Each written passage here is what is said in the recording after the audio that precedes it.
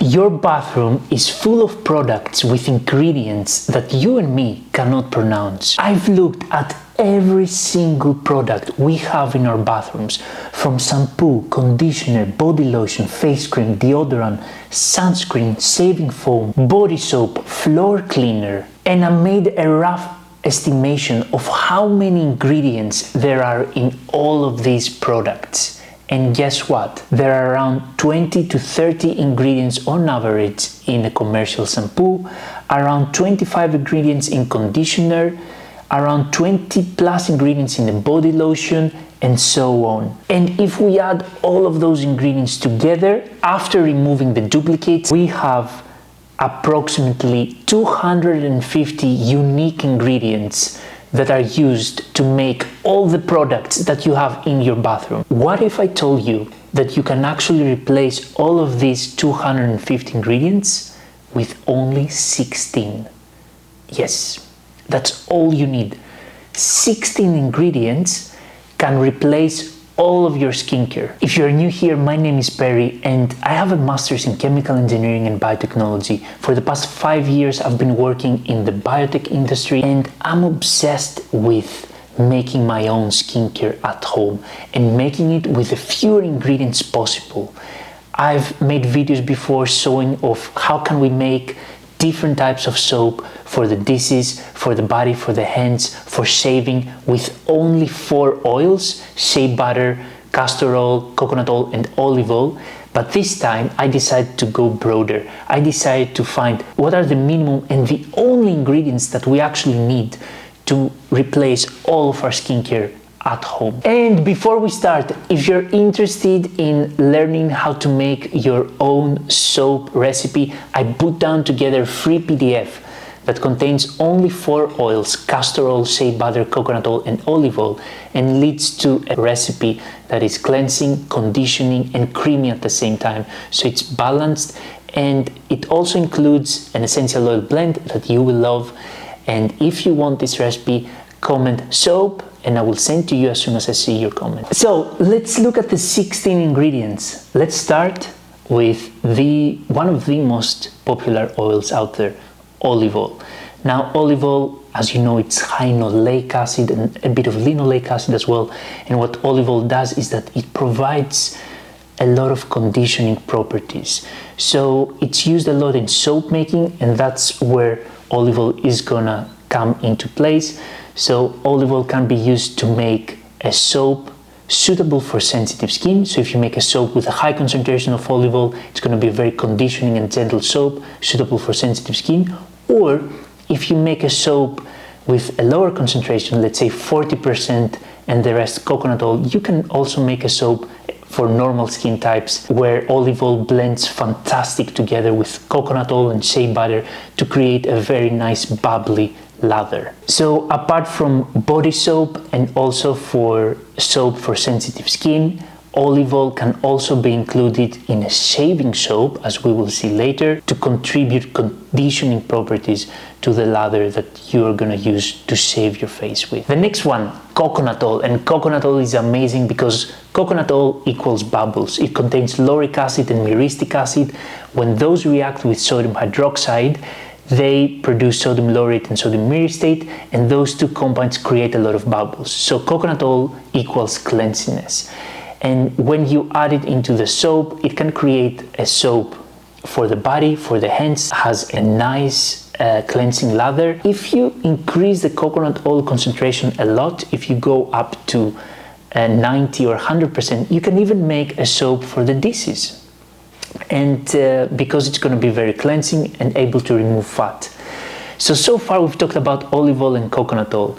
And did you know that if you combine those two together, like you could combine 70% olive oil and 30% coconut oil, mix them with lye, you can even make a soap that can be used as a wooden floor cleaner, because basically olive oil will provide these conditioning and protective properties for your wood so that it doesn't dry out completely, and coconut oil will provide some cleansing properties to clean the wood. Shea butter. Shea butter is one of my favorite ones. It contains stearic and palmitic acid, and what shea butter does is that it provides creaminess. when it's added into the soap. Shea butter can be mixed with olive oil and coconut oil to create an amazing shaving soap.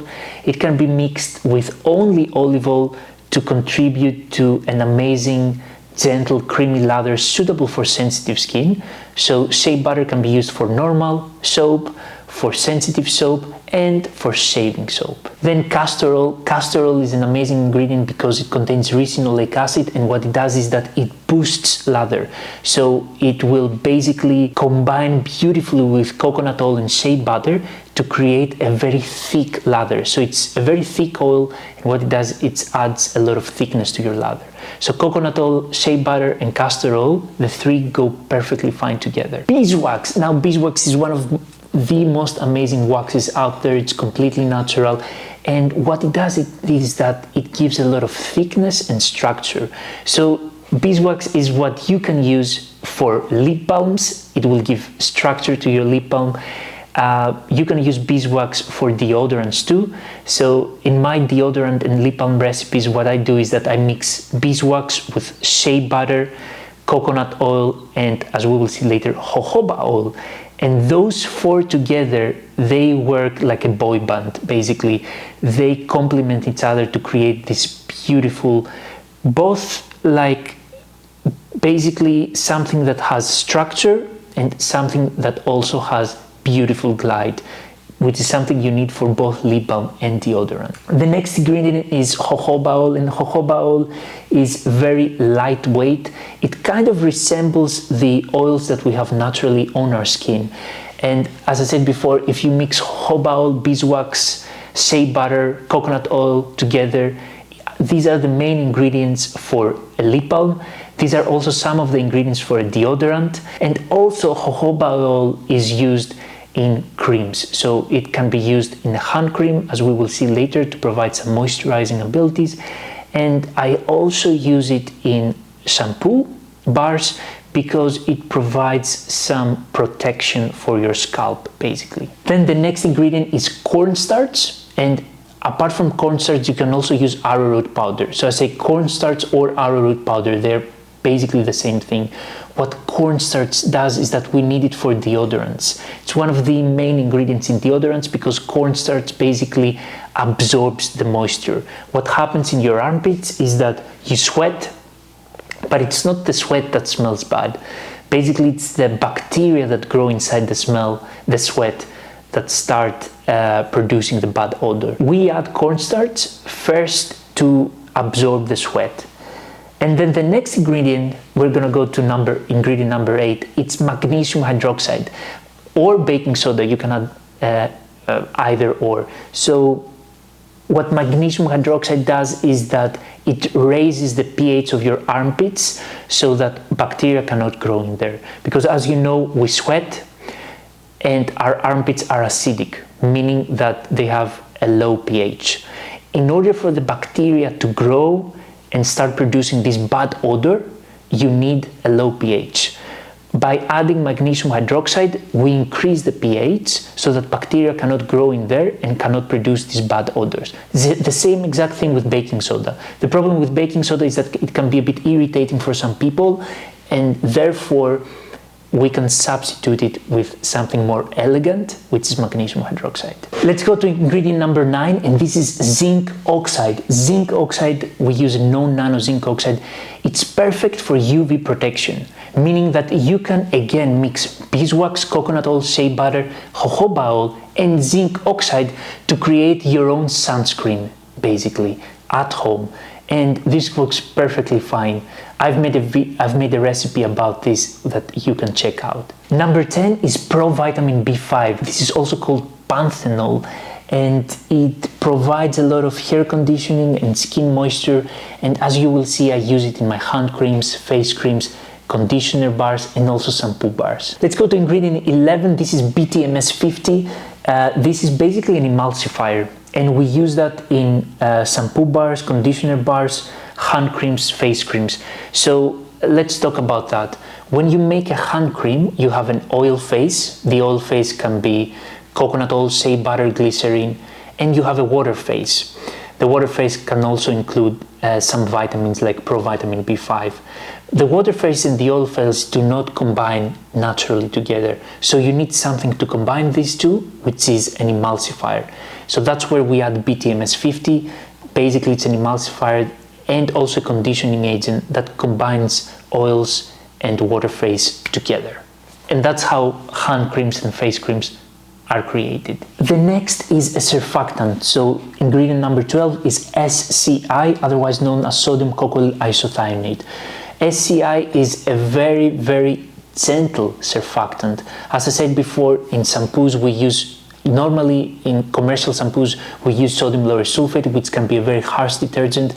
That's why we can use other surfactants like sodium, like SCI, which are very mild, and they basically produce a foam, but it's not as stripping and harsh as the foam that sodium lauryl sulfate creates. And this is exactly the surfactant that I'm using in my shampoo bars.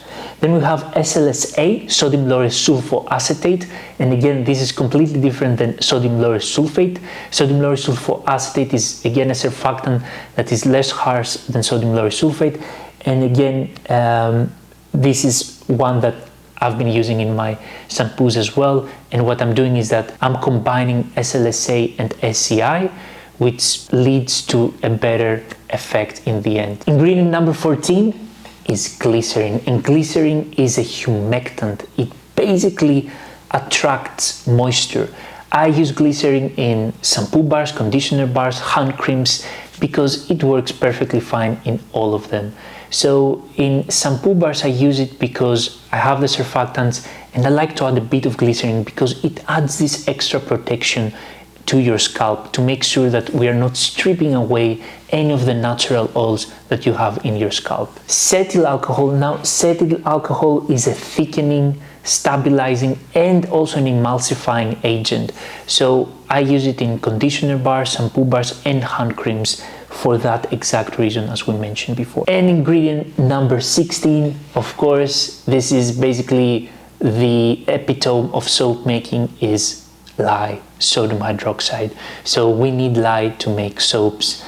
We need lye to convert oils and butters into soap and glycerin. So you cannot make soap without lye. So that's it. 16 ingredients. I of course did not include scent and essential oils in this list because, you know, essential oils are mostly optional. So I make a lot of products where I don't use any essential oils. For example, I make a soap for sensitive skin where I don't use essential oils. The sunscreen I make at home, I don't use any essential oils because I think it's very thick already, and if I use essential oils I will have something that it's quite thick and smells a lot on my face. So if you want the complete guide on how to make all of these products at home using all of these 16 ingredients, you can click the link in my bio. I have an ebook that contains all of these products, and it doesn't only teach you how to copy recipes, but it also teaches you how to think as a formulator and design your own recipes based on your own goals. If you want it, click the link in my bio. Thank you so much for watching all the way to the end. I hope you loved this video, and if you liked it, please leave a comment, and I will see you guys next time.